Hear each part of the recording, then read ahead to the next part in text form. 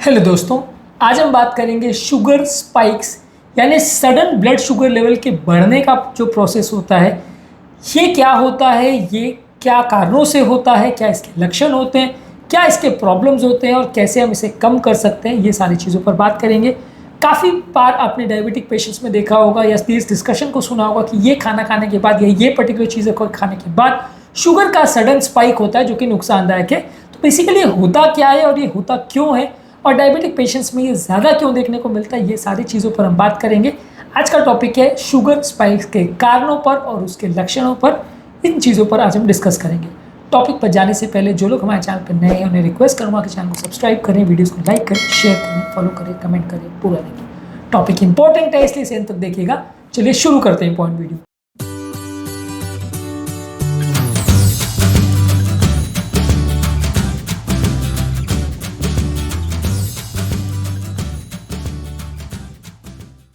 Sugar spike का मतलब है कोई भी पर्टिकुलर खाद्य पदार्थ को खाने के बाद शुगर लेवल सडनली बढ़ जाना और उसका फिर सडनली ड्रॉप होना।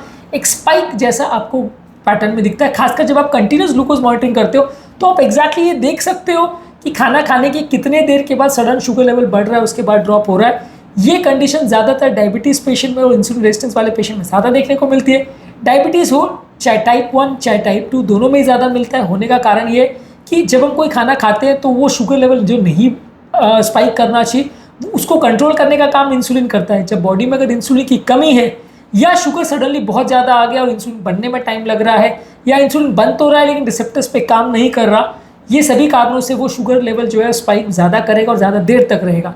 मान लीजिए आपने कोई सडन फ्रूट जूस पिया या कोई ऐसी चीज़ खाई जिसने शुगर लेवल्स को बहुत ज़्यादा स्पाइक किया, तो शुगर लेवल सडनली बढ़ता है, साथ में इंसुलिन बढ़ता है। इंसुलिन तुरंत उसको काम करके कम करने का काम करता है, यानी शुगर लेवल्स को तुरंत कम करता है। लेकिन जब आप शुगर बहुत ज़्यादा मात्रा में खा लेते हो तो इंसुलिन उसको कम नहीं कर पाता है।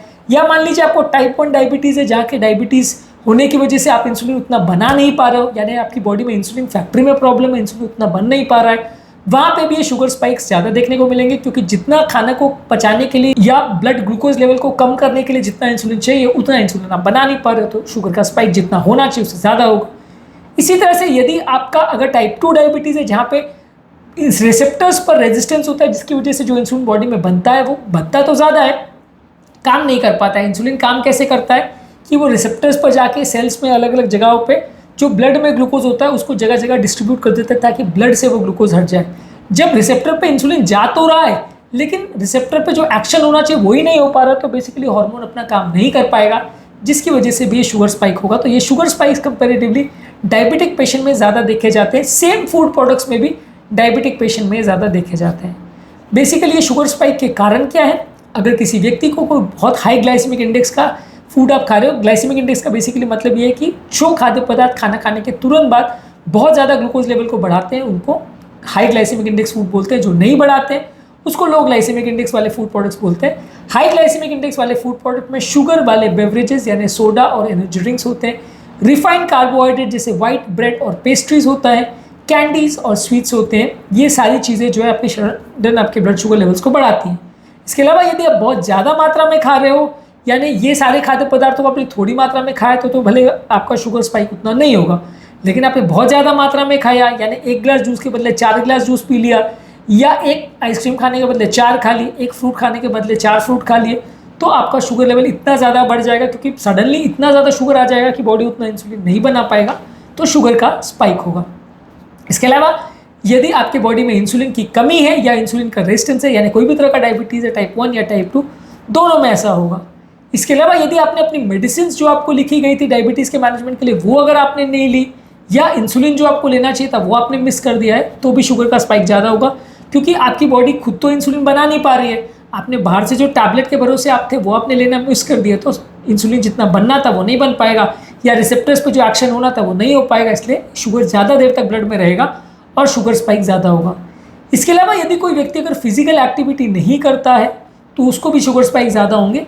जो व्यक्ति रेगुलर बेस पे फिजिकल एक्टिविटी करते हैं उनका ग्लूकोज अब्जॉर्प्शन ज़्यादा अच्छा होता है। जितना सीडेंट्री लाइफस्टाइल या बैठे बैठे का जीवन आप व्यतीत करते हैं उतना शुगर स्पाइक्स के होने का चांस ज़्यादा होता है। इसके अलावा इसके लक्षण क्या है शुगर स्पाइक्स के?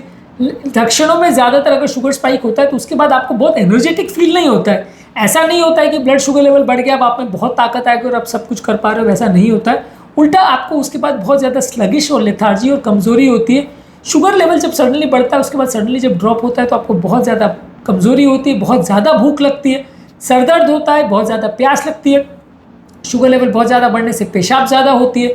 कई बार लोगों को सर दर्द होता है तो धुंधला भी दिखता है, कॉन्सेंट्रेट करने में या कोई चीज़ में फोकस करने में दिक्कत होती है, चिड़चिड़ापन होता है या मूड स्विंग्स होते हैं।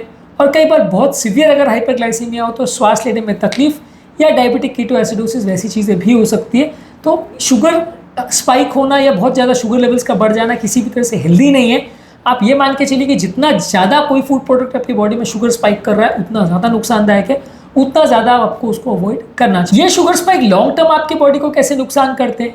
जितने ज़्यादा बार शुगर स्पाइक होगा उतना ज़्यादा आपको भूख लगेगी, उतना ज़्यादा क्रेविंग होगा, उतना ज़्यादा आपको इंसुलिन रेजिस्टेंस होगा, उतना ज़्यादा डायबिटीज़ होगा, उतना ज़्यादा कार्डियोवैस्कुलर प्रॉब्लम्स होने का चांस, बॉडी में सूजन होने का चांस, एथेरोस्क्लेरोसिस होने का चांस ज़्यादा होगा। उतना शुगर लेवल ज़्यादा होने की वजह से आपके ऑर्गन्स जैसे नर्व्स, रेटिना या आपके किडनी, ये सारी चीज़ें ज़्यादा डैमेज होंगी। उतना आपका वजन ज़्यादा होगा, जितना ज़्यादा इंसुलिन रेजिस्टेंस होगा उतना बॉडी आपके फैट को बर्न नहीं कर पाएगी।